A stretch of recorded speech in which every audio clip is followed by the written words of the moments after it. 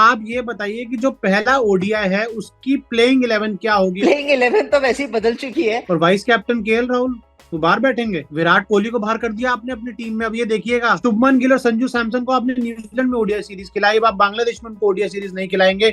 ईशान किशन को न्यूजीलैंड में नहीं खिलाया, अब यहाँ पर खिलाएंगे। तो मतलब क्या करना चाह रहे हैं आप? मतलब अब आप इसको कंफ्यूजन भी कह सकते हैं या अपॉर्चुनिटीज देना भी कह सकते हैं, कुछ भी कह सकते हैं। सबको कह रहे हैं खेल ले, बस टीम नहीं बनानी हमने। I am as surprised as you are, because ऐसे जब होता नहीं था, अब क्यों हो रहा है? बेस्ट 11 पिक नहीं कर पा रहे, सो या इट इज अ कंसर्न।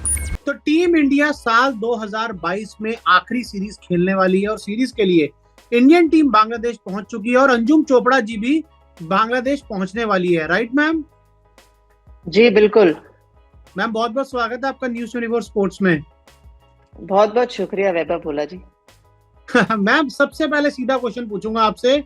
आप ये बताइए कि जो पहला ओडीआई है उसकी प्लेइंग 11 क्या होगी अंजुम चोपड़ा जी की? प्लेइंग 11 तो वैसे ही बदल चुकी है, क्योंकि 11 तो इंडिया से गए हैं खेलने के लिए। नहीं, जितने लोग शिखर और ऋषभ पंत भी आ रहे हैं मैम, श्रेयस भी आ रहे हैं। हाँ, तो वो तो बेचारे न्यूजीलैंड से जा रहे हैं ना, पर 11 लोग पूरे इंडिया से भी गए हैं खेलने के लिए वनडे तो सीरीज। बताइए मुझे तो आपकी क्या अभी 11 है? नहीं, मैंने अपने 11 नहीं बनाए, क्योंकि मैं भी न्यूजीलैंड से ही अभी आई हूँ और कल ही जा रही हूँ। तो मतलब मैं भी न्यूजीलैंड से खत्म करके जब तक जाऊंगी तो मेरे लिए भी एक डाउन टाइम होता है ना, तो इसलिए मेरा भी अभी डाउन टाइम चल रहा है। अच्छा, ओपनर्स कौन होंगे आपके? चलिए ये बताइए। मेरे हिसाब से एक तरफ से तो शिखर धवन ओपन करेंगे, दूसरी तरफ से रोहित शर्मा को करना चाहिए। और वाइस कैप्टन केएल राहुल वो बाहर बैठेंगे। नहीं, नंबर 3 की भी जगह होती है। विराट कोहली को बाहर कर दिया आपने अपनी टीम में। अब ये देखिएगा। नहीं, मैंने तो बिल्कुल भी बाहर नहीं किया। मैंने ये नहीं बोला कि केएल 3 खेलेगा, मैंने बोला केएल नंबर 3 की भी जगह होती है, मैंने ये बोला। 3 की भी जगह होती है, समझा नहीं इसका मतलब। मैं तीनों ओपनर्स खिलवा रहे हो आप? नहीं, मैं तो किसी को भी नहीं खिला रही। मैंने तो बांग्लादेश जाने के, आपने मेरे से पूछा कि बांग्लादेश में 11 कौन से खेलेंगे, मैंने बोला 11 तो इंडिया से गए हैं खेलने के लिए। अच्छा मैम, मेरी अभी बात हुई सबा करीम साहब से भी, तो उन्होंने कहा कि थोड़ा सा कंफ्यूजन है इंडियन क्रिकेट टीम में इस समय। क्या आप भी मानती हैं इस बात को? नहीं, किस चीज का कंफ्यूजन है? कि बहुत सारे खिलाड़ियों को, ज्यादा ही खिलाड़ियों को ट्राई करवाया जा रहा है। जैसे अब शुभमन गिल और संजू सैमसन को आपने न्यूजीलैंड में ओडीआई सीरीज खिलाई, अब आप बांग्लादेश में उनको ओडीआई सीरीज नहीं खिलाएंगे। ईशान किशन को न्यूजीलैंड में नहीं खिलाया, अब यहाँ पर खिलाएंगे। तो मतलब क्या करना चाह रहे हैं आप? मतलब अब आप इसको कंफ्यूजन भी कह सकते हैं या अपॉर्चुनिटीज देना भी कह सकते हैं, कुछ भी कह सकते हैं। तो बिल्कुल ठीक है, मैं इसको दूसरी तरफ से देखती हूँ कि मैं अगर अच्छी प्रॉब्लम है, ये प्रॉब्लम ऑफ प्लेंटी है, तो क्या ये प्रॉब्लम तो नहीं बन रहा? मैम, प्रॉब्लम ही बन रहा है मेरे हिसाब से तो। क्योंकि फॉर एग्जांपल मान लीजिए 3 मैचेस देकर आप किसका भला करते हैं? और वो भी संजू सैमसन, वो न्यूजीलैंड में उन्होंने 6 में से 1 मैच खेल पाए सिर्फ वो। और उसके बाद आप राहुल त्रिपाठी को ले आए, मतलब आपने रजत पाटीदार को ले आए। तो आप सेटल क्यों नहीं होने दे रहे खिलाड़ियों को? कि इस एक टीम में सेटल क्यों नहीं हो पा रहे इस टीम में खिलाड़ी? क्या कुछ इनसिक्योरिटीज है बड़े खिलाड़ियों को कि यार छोटे बच्चे से सेटल ना हो जाए बस किसी तरह से? नहीं, ये सवाल तो हम सारे खुद भी पूछ रहे हैं कि ये ऐसा क्यों हो रहा है। क्योंकि जब आपने मेरे से सवाल पूछा कि कौन होना चाहिए, तो मैंने आपको इसलिए सवाल दिया कि वो तो 11 तो यहाँ से जा रहे हैं, जितने न्यूजीलैंड गए थे वहीं से बदलाव हो गया, अब यहाँ बदलाव है। तो हम जब लिस्ट बनाते हैं ना बतौर ब्रॉडकास्ट, मैं अपनी बात करूं तो मैं पहले देखती हूँ कौन से गए थे, कौन से नहीं गए, कौन से कॉमन है और कौन कहाँ खेलने वाला है। सो आप इसलिए ये वेदर यू से दिस एज अ कंफ्यूजन और इसे गिविंग अपॉर्चुनिटीज, बट कोई अपॉर्चुनिटी मिल कहाँ रही है किसी को कंसिस्टेंटली? तो अगर आप कंसिस्टेंटली चाहते हैं देना, तो फिर खिलाना भी तो चाहिए ना। कुलदीप यादव टीम के साथ ट्रैवल करते हैं लेकिन खेलते नहीं है। संजू सैमसन आपने नाम दिया कि आप उनको एक मैच खिलाया, ही डिड नथिंग रॉन्ग, लेकिन सेकंड वनडे से बाहर हो गए। अब सेकंड वनडे हुआ ही नहीं बारिश के चलते, तो वो तीसरे मैच से भी बाहर हो गए। So yes, again there is I just say that हमारे पास बहुत अच्छे प्लेयर्स हैं, लेकिन हम सेट नहीं कर पा रहे अपनी टीम। मैम, ये बताइए आप, आपके पास एक विकेट कीपर केएल राहुल है, ईशान किशन है, ऋषभ पंत है, संजू सैमसन है। 2023 वर्ल्ड कप की टीम में आपके विकेट कीपर बल्लेबाज कौन होंगे और क्यों होंगे? आप 2003 की बात 23 की बात कर रहे हो कि यहाँ 6 महीने के बाद जो सीरीज होने वाली है, अभी श्रीलंका आ रही है, ऑस्ट्रेलिया आ रही है, आपको ये पता है कि वहां कौन खेलेगा? ये बात एक साल इंडियन क्रिकेट 12 महीने के आगे की नहीं चलती। इंडियन क्रिकेट आप अभी 2-2 महीने की उठा के चलाइए, ये नहीं पता कि कौन सा खेलने वाला है। ईशान किशन न्यूजीलैंड गए, वहां 2 मैच खेले, एक बारिश हो गई, वापस आ गए, फिर वहां से न्यूजीलैंड से वापस इंडिया आ गए, क्या वहां करने से के दुबई लिए? भी गए थे बीच में। अच्छा, वो एक दुबई बर्थडे भी पार्टी गए का थे। वीडियो नहीं देखा आपने, जो एमएस के साथ डांस कर रहे नहीं, थे? अच्छा, ओके। मैंने एमएस को जरूर देखा था। खैर, यानी अब वो न्यूजीलैंड से नहीं खेले वनडे, लेकिन वो बांग्लादेश में वनडे की टीम में है। तो ये तो यही नहीं पता कि कौन कहाँ खेलने वाला है। तो आप 2023 की टीम पूछ रहे हो, यहाँ कोई नहीं बता सकता। जब से रोहित कप्तान बने, ये क्या हो गया इंडियन क्रिकेट टीम में कि मतलब आप तू भी आ जा, तू भी आ जा, तू भी खेल ले ले भाई खेल ले। सबको कह रहे खेल ले, बस टीम नहीं बनानी हमने।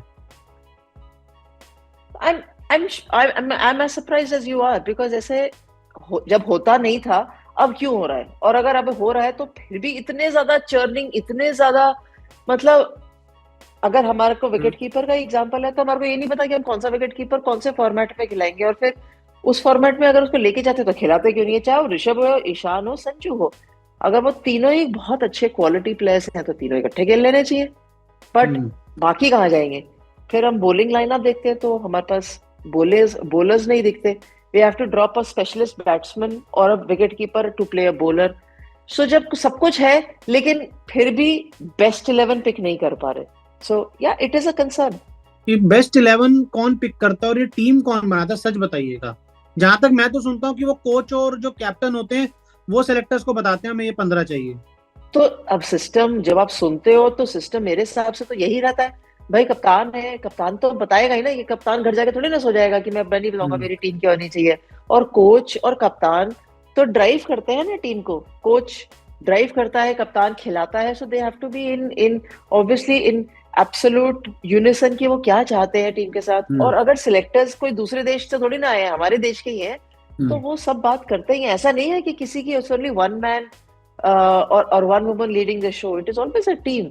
और एज आई से कि यहाँ किसी का कोई कॉन्फ्लिक्ट नहीं है, लेकिन बहुत अच्छा है कि हमने अच्छे पूल ऑफ प्लेयर्स इकट्ठे कर लिए हैं, जेन्युइनली अच्छे हैं, लेकिन best fit. So I am sure कि अब वो जो एक टावर का होता है ना कि आपको ऊपर जाने जाता है धीरे धीरे धीरे धीरे, यू मस्ट नो कि आपके पास बेस्ट प्लेयर्स कौन से हैं, उनके साथ कैसे खेलना है, कहाँ खेलना है, is obviously the team management job. अच्छा मैम, केएल राहुल की फॉर्म कितना बड़ा कंसर्न है? पिछले अगर हम एक साल में नजर डालें, 4 मैच हुए पाकिस्तान के खिलाफ, चारों मैचों में रन नहीं बनाए पिछले वर्ल्ड कप से लेके इस वर्ल्ड कप तक। उसके बाद भी इतने मौके उनको मिलते जा रहे हैं, वाइस कैप्टन भी है टीम के मैम।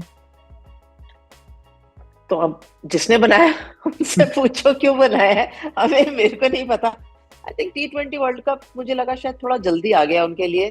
पिछले साल वाला भी नहीं, अभी वाला जो T20 था मुझे लगा शायद जल्दी इसलिए आ गया क्योंकि जिम्बाब्वे से पहले जब वो अनवेल थे, सर्जरी हुई थी, फिर कोविड हो गया, पूरा गेम टाइम मिल नहीं पाया। और जब गए थे जिम्बाब्वे टूर पे, वहां पर भी एग्जैक्टली तो एशिया कप में ही वो वापस आए थे, क्योंकि जिम्बाब्वे टूर पे तो एक मैच में ही शायद बैटिंग आई थी।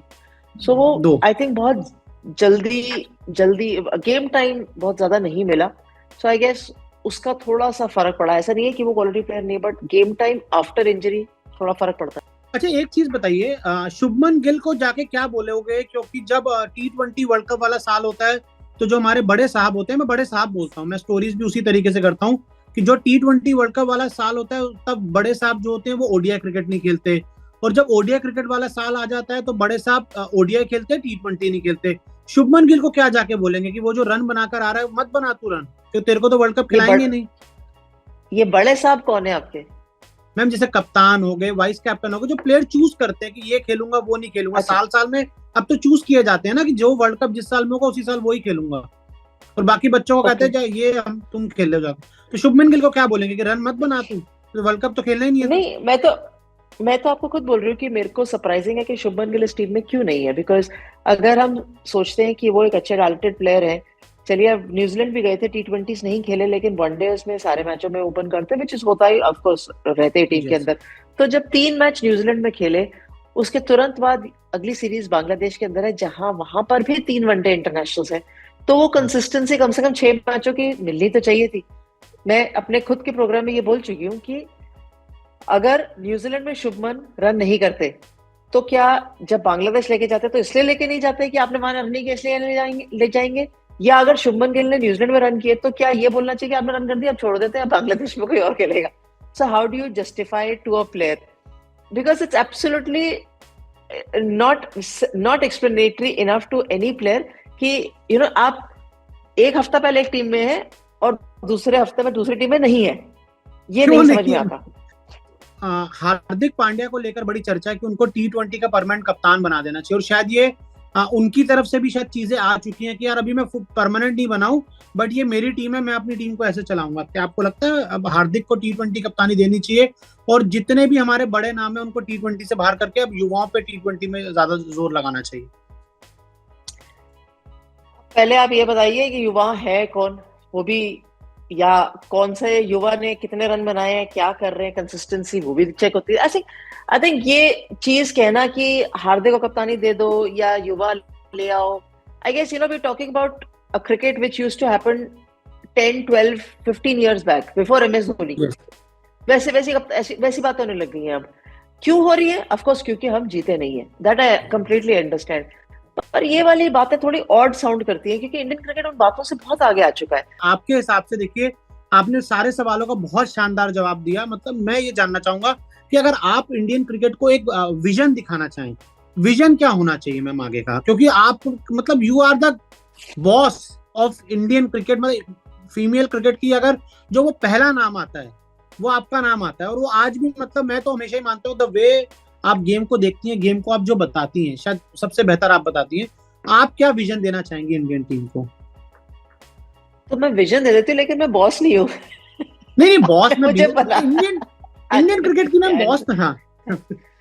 अच्छा, तो मेरा विजन सिंपल है कि वो सारी चीजें करनी जरूरी होती हैं जो आपको वर्ल्ड चैंपियन बना दे जी। एंड वो ऐसा नहीं है कि हमें पता नहीं है, I am sure men's cricket में भी पता है, विमेंस क्रिकेट में भी काफी हद तक उस प्रोसेस पे धीरे धीरे आ रहे हैं, लेकिन हमारे आसपास बहुत सारे अच्छे लोग हैं जिनको ये पता है कि वर्ल्ड चैंपियन कैसे बनना चाहिए। वो सारी चीजें कंसिस्टेंटली कंटिन्यूसली करनी जरूरी है। कोई जरूरी नहीं है कि वो सारी चीजें करेंगे तो हम दोबारा वर्ल्ड चैंपियन बन जाएंगे, लेकिन कम से कम वो पाथ चला तो है, वो डिफाइंड पाथ तो है कि हम इस रास्ते गए थे, हम वर्ल्ड चैंपियन बने थे, अब इसी रास्ते चल के देखते हैं और फिर देखते हैं कि कहाँ डिविएशंस की जरूरत है, कहाँ ऑल्टरेशंस की जरूरत है, एंड उसके बाद वो रीअसेस करेंगे so that we can become world champions in whichever format we are playing. Ma'am आप क्यों इन्वॉल्व नहीं है वुमेन्स क्रिकेट में? जब कोई मुझे पूछेगा तो इन्वॉल्व हो जाऊंगी। नहीं वही तो मैं जानना चाह रहा हूँ कि क्यों अपॉर्चुनिटी आई नहीं, क्यों जब अपॉर्चुनिटी आएगी तब आ जाएंगे।